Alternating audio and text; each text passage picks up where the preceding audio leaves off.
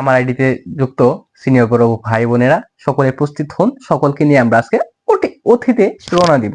তো কিভাবে আমরা আজকে আমরা পড়বো যে বহিঃপির নাটকটি। হ্যাঁ, মনে পড়ছে না যে আমরা পড়ছিলাম বাংলা সাহিত্যে বা নবম ও দশম শ্রেণীর বাংলা সহপাঠ বইয়ে, বইয়ে যেন আপনারা পড়েছিলেন যে বহিঃপির নাটকটি, সেটি আজকে আমরা পড়বো।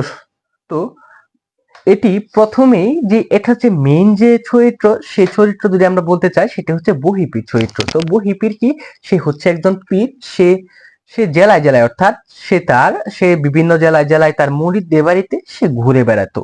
এবং যেহেতু বিভিন্ন অঞ্চলে বিভিন্ন জায়গায় ভাষা এক এক রকম হয়, ফলে সে বইয়ের ভাষা রপ্ত করে এবং এবং বইয়ের ভাষায় কথা বলে, ফলে তার নাম দেওয়া হয় বহিঃপীর। তো একদিন বহিঃপীরের এক মুরিদ ছিল, যার যার মানে মা মরা, অর্থাৎ যার একটি কন্যা ছিল, যার মামা মারা গেছে। তো সেই কন্যাকে মুরিদে জোর করেই হোক বহিঃপীরের কাছে বিয়ে দিয়েছে। এখন সেই কন্যাটির নাম হচ্ছে তাহেরা। তাহেরা কি করছে, তাহেরা সেটা শুনে যে বুড়া বেড়ার কাছে বিয়ে বইতে হইব না, আমি বিয়ে করবো না, আমি পালাইয়া চলে যাবো। সে কি করছে, সে তার চাচাতো ভাই যেন আছে, তার ছোট একটি চাচাতো ভাইকে নিয়ে সে পালিয়ে যায়। এবং পালিয়ে গিয়ে পড়ে একটি ঘাটে, সেই ঘাটের মধ্যে আবার ছিল শহরগামী, অর্থাৎ এক জমিদারের শহরগামী এক বজরা। তো সেখানে জমিদারের নেমে তাদেরকে দেখে খুব মায়া হয় এবং কি বজরায় তুলে নিয়ে যায়। ওদিকে ওদিকে এই বহিঃপীরও বেরিয়ে পড়ে তাহেরাকে খুঁজতে। এখন তাহেরাকে খুঁজতে যখন বেরিয়ে পড়ে, সেই বজরা যেন আছে জমিদারের, সেই বজরার সামনে তার একটা দুর্ঘটনার শিকার হয় এবং কি সেই বজরাতে তারপর উঠে অথবা আশ্রয় নেয়। তখন আশ্চর্যজনক ভাবে কি হয়েছে যে তাহেরাও যেই বজরাতে আছে এবং কি বহিঃপীরও এই বজরাতে আসে।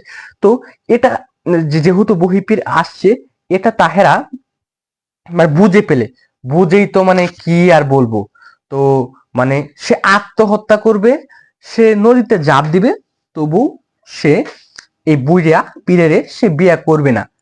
সে ঝাঁপ দিতে দিতে যায় কয়েকবার, এই জমিদারের ছেলে আছে যে হাশেম আলী, সে হাশেম আলী কিন্তু তারে বাজায়।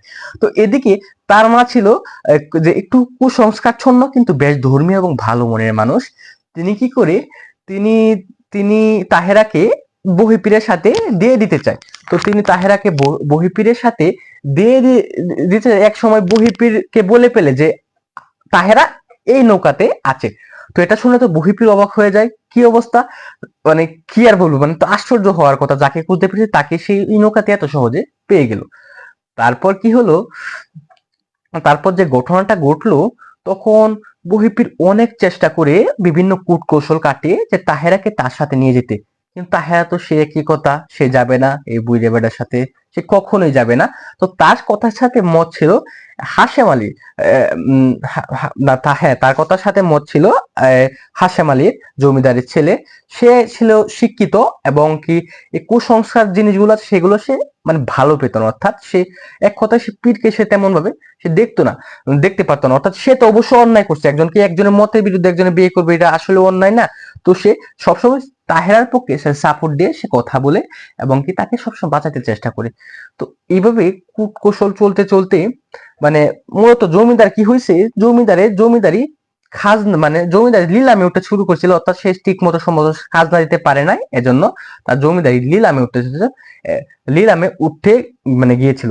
তো এদিকে আবার জমিদারের হাত যেহেতু বন্ধ, সে শহরে এসেছিল তার বন্ধু আনোয়ারের কাছে, আনোয়ারের কাছ থেকে সে কোনো অর্থ সাহায্য পাওয়ার জন্য। কিন্তু তার বন্ধু তাকে খালি হাতে ফিরিয়ে দেয়, কোনো অর্থ সাহায্য কিন্তু দেয়নি। এদিকে এটা এই দুর্বলতাটা, জমিদারের এই দুর্বলতাটা মানে কাজে লাগাইতে চাইছিল সেই দূরদর্শী সে বহিঃপীরে। তো বহিঃপীরে কি করছে, যে বলে যে তোমার যে যতগুলো টাকা লাগে ততগুলো টাকা আমি দিয়ে দিব, তুমি এই শর্ত একটাই, যে তুমি তাহেরাকে দিয়ে দাও। তারপর তারপর যে জমিদার ছিল, জমিদার গেল, তাহেরা যেহেতু নিরুপায় মানুষ, কি আর করবে, তার জন্য একটা জমিদার, যাক সে রাজি হলো। কিন্তু যে হাশেম আলী ছিল, হাশেম আলী কিন্তু কিছুতে রাজি হইতে চাইলো না। তখন তারপর জমিদার কেবল নৈতিক নৈতিক লোক একটু ভাবেন যে তার জমিদারি চলে যাইতেছে এমন একটা অবস্থা, সে সময়কে জিগাইলো, তাহেরাও রাজি। তারপর আয়সা বলল যে তাহেরা রাজি কিন্তু আমি পারবো না। অর্থাৎ সে জিরো জিরো টলারেন্স বলতে গেলে সে সে দিবে না, কারণ সে তার তার জমিদারি গেলে যাক, কিন্তু সে একজনকে এভাবে এরকম মানে বিপদে পেলিয়ে তার অপছন্দের মানুষের হাতে সে কখনোই মানে তুলে দিয়ে সেই কাজ করবে না। তো এভাবে মানে ফকিরকে মানে খালি হাতে ফিরিয়ে দিতে চায়। এমন সময় কি করে মানে ফকির বলে আচ্ছা সমস্যা নাই, তো বিনা সত্যে সে দিতে রাজি হয়। ঠিক সেই মুহূর্তে কি করে হাসেম আলী কি মানে সুন্দর করে মানে তাহেরার হাত ধরে নিয়ে যায়, অর্থাৎ তারা পালিয়ে যায়। তারপর বহিপীর মানে তার ভুলটা সে বুঝতে পারলো, তো ভুলটা বুঝতে পেরে সে জমিদারকে বলল এবং কি জমিদারকে সে টাকা দিল, তারপর সম্ভবত জমিটা পাইলো। তো হাশেম আলী কাহিনীটা বলি যে তার তাহেরার প্রতি ভালো লাগার কারণটা কি, তার তাহেরার প্রতি ভালো লাগার কারণ সে প্রথম যখন তাহেরাকে দেখছিল যে মাঝখানে, তখন থেকেই মানে তাহেরার প্রতি তার একটু ভালো লাগা কাজ করেছিল। এবং লাস্টে সে মানে এভাবে তার মাকে মানে 2-3 বারই বলেছে যে সে মানে সে তাহেরাকে বিয়ে করবে, তবু মানে সেই বহিপীরের হাতে সে তুলে দিবে না। অর্থাৎ তার প্রথম থেকে কিন্তু একটু ভালো লাগা কাজ করেছিল, এবং যে মেয়েটি যেন তাহের অসহায়ত্ব সেটাও কিন্তু তাকে খুব ভাবিয়ে তুলেছিল, যার জন্য তার এত মায়া হয়েছিল। তো এই হচ্ছে পুরুষ মানুষ, যারা মানে 1 সেকেন্ডও লাগে না মায়ের পড়তে, এই মানে এই হচ্ছে কাহিনী। আচ্ছা যাই হোক, সময় অনেক মানে লং টাইম ভিডিওটা মানে ক্রিয়েট হয়ে গেছে। এখন